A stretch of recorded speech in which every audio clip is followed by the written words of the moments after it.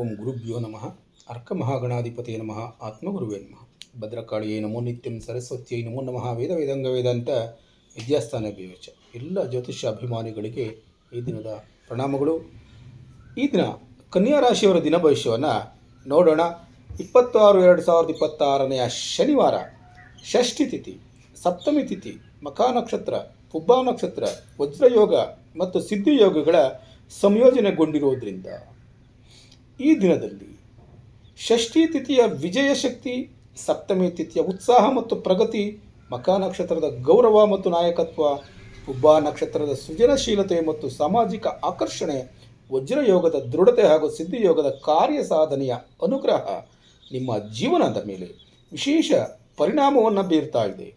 ಈ ದಿನ ನಿಮ್ಮ ಬುದ್ಧಿವಂತಿಕೆ, ಯೋಜನಾ ಸಾಮರ್ಥ್ಯ ಮತ್ತು ಪರಿಶ್ರಮಕ್ಕೆ ಉತ್ತಮ ಫಲ ದೊರೆಯುವಂಥ ದಿನ ಆಗಿರ್ತದಿದು ಅನ್ನುವಂಥದ್ದನ್ನು ತಿಳ್ಕೊಂಡಿರಿ. ಈ ದಿನದ ಗ್ರಹ ಪ್ರಭಾವವನ್ನು ನೋಡೋದಾದರೆ ಕನ್ಯಾ ರಾಶಿ ಅಧಿಪತಿಯಾದಂಥ ಬುಧ ಗ್ರಹ, ಈ ಬುಧ ಗ್ರಹದ ಅನುಗ್ರಹದಿಂದ ಚಿಂತನಾ ಶಕ್ತಿ, ವಿಶ್ಲೇಷಣಾ ಸಾಮರ್ಥ್ಯ ಮತ್ತು ಸಂವಹನ ಕೌಶಲ್ಯ ಹೆಚ್ಚಾಗ್ತದೆ.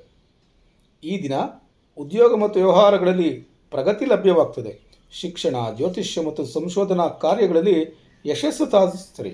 ಹೊಸ ಸಂಪರ್ಕಗಳಿಂದ ಲಾಭ ಉಂಟಾಗ್ತದೆ.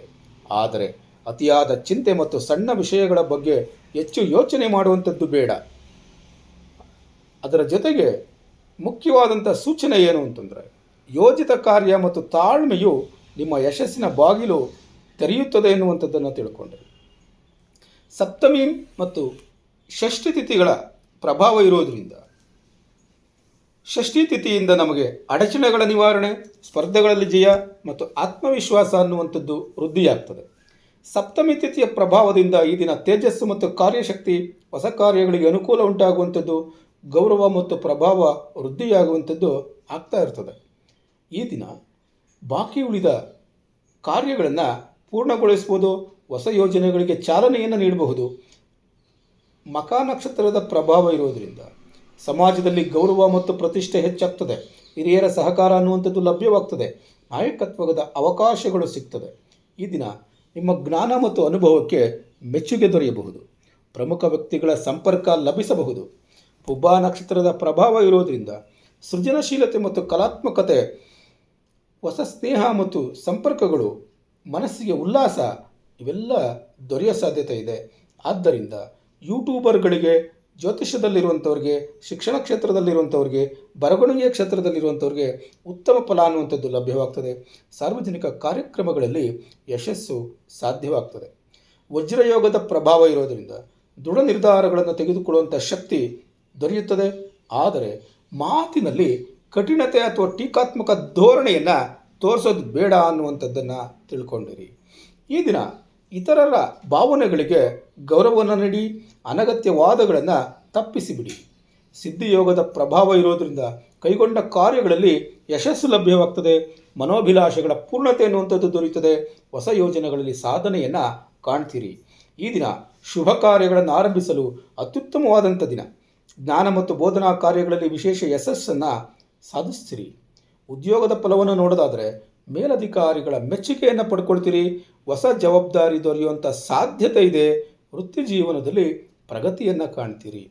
ವಿಶೇಷವಾಗಿ ಚಿಂತನೆ ಮಾಡೋದಾದರೆ ಈ ದಿನ ಜ್ಯೋತಿಷಿಗಳಿಗೆ, ಶಿಕ್ಷಕರಿಗೆ, ಲೇಖಕರಿಗೆ, ಯೂಟ್ಯೂಬರ್ಗಳಿಗೆ, ಸಂಶೋಧಕರಿಗೆ, ಆನ್ಲೈನ್ ತರಬೇತುದಾರರಿಗೆ ಅತ್ಯುತ್ತಮವಾದಂಥ ದಿನ ಅನ್ನುವಂಥದ್ದನ್ನು ತಿಳ್ಕೊಂಡಿರಿ. ಬಿಸ್ನೆಸ್ ಮಾಡುವಂಥವ್ರಿಗೆ ವ್ಯಾಪಾರದಲ್ಲಿ ಉತ್ತಮ ಲಾಭ, ಹೊಸ ಗ್ರಾಹಕರ ಸಂಪರ್ಕ ಉಂಟಾಗುವಂಥದ್ದು, ಹಳೆಯ ಯೋಜನೆಗಳಿಂದ ಆದಾಯ ಲಭ್ಯವಾಗುವಂಥದ್ದು. ಹಣಕಾಸಿನ ಫಲವನ್ನು ನೋಡೋದಾದರೆ ಧನಲಾಭದ ಸೂಚನೆ ಇದೆ. ಬಾಕಿ ಹಣ ವಾಪಸ್ ಬರೋ ಸಾಧ್ಯತೆ ಇದೆ. ಆದ್ದರಿಂದ ಅನಗತ್ಯ ಖರ್ಚುಗಳನ್ನು ತಪ್ಪಿಸಬೇಕಾದದ್ದು ನಿಮ್ಮ ಜವಾಬ್ದಾರಿ. ಕುಟುಂಬ ಮತ್ತು ಸಂಬಂಧಗಳಲ್ಲಿ ನೋಡೋದಾದರೆ ಕುಟುಂಬದಲ್ಲಿ ಸಂತೋಷ ಮತ್ತು ಸಹಕಾರ ಲಭ್ಯವಾಗ್ತದೆ. ಸ್ನೇಹಿತರ ಬೆಂಬಲ ಅನ್ನುವಂಥದ್ದು ದೊರೆಯುತ್ತದೆ. ದಾಂಪತ್ಯ ಜೀವನದಲ್ಲಿ ಉತ್ತಮ ಹೊಂದಾಣಿಕೆ ಅನ್ನುವಂಥದ್ದನ್ನು ಕಾಣ್ತೀರಿ. ಆರೋಗ್ಯದ ಬಗ್ಗೆ ಚಿಂತನೆ ಮಾಡೋದಾದರೆ ಜೀರ್ಣಕ್ರಿಯೆಗೆ ಸಂಬಂಧಿಸಿದ ಸಣ್ಣ ಸಮಸ್ಯೆಗಳು ಕಾಣಬಹುದು. ಮಾನಸಿಕ ಒತ್ತಡ ಅನ್ನುವಂಥದ್ದು ಹೆಚ್ಚಾಗಬಹುದು. ದಣಿ ಉಂಟಾಗುವ ಸಾಧ್ಯತೆಗಳಿದೆ. ಈ ದಿನ ನೀವು ಯೋಗ, ಧ್ಯಾನ ಮತ್ತು ಪ್ರಾಣಾಯಾಮಗಳಿಗೆ ಉತ್ತಮ ಪ್ರಾಶಸ್ತ್ಯವನ್ನು ನೀಡಬೇಕು ಅನ್ನುವಂಥದ್ದನ್ನು ತಿಳ್ಕೊಂಡಿರಿ. ಪರಿಹಾರಕ್ಕೋಸ್ಕರ ಸುಬ್ರಹ್ಮಣ್ಯ ಸ್ವಾಮಿಯ ಪ್ರಾರ್ಥನೆಯನ್ನು ಮಾಡಿ. ಕೊನೆಗೊಂದು ಕಿವಿಮಾತು, ಸಿದ್ಧಿಯೋಗದ ಅನುಗ್ರಹದಿಂದ ಕಾರ್ಯ ಸಾಧನೆ, ಗೌರವ ಮತ್ತು ಆರ್ಥಿಕ ಪ್ರಗತಿ ದೊರೆಯುವಂಥ ಅತ್ಯಂತ ಶುಭ ದಿನ ಇದಾಗಿರುತ್ತೆ. ವಜ್ರಯೋಗದ ಕಾರಣ ಟೀಕೆಗಳು ಮತ್ತು ಕಠಿಣ ಮಾತುಗಳನ್ನು ನಿಯಂತ್ರಿಸಿದರೆ ಈ ದಿನವು ಸಂಪೂರ್ಣವಾದ ಯಶಸ್ಸನ್ನು ನೀಡುತ್ತದೆ ಎನ್ನುವಂಥದ್ದನ್ನು ತಿಳ್ಕೊಂಡಿರಿ.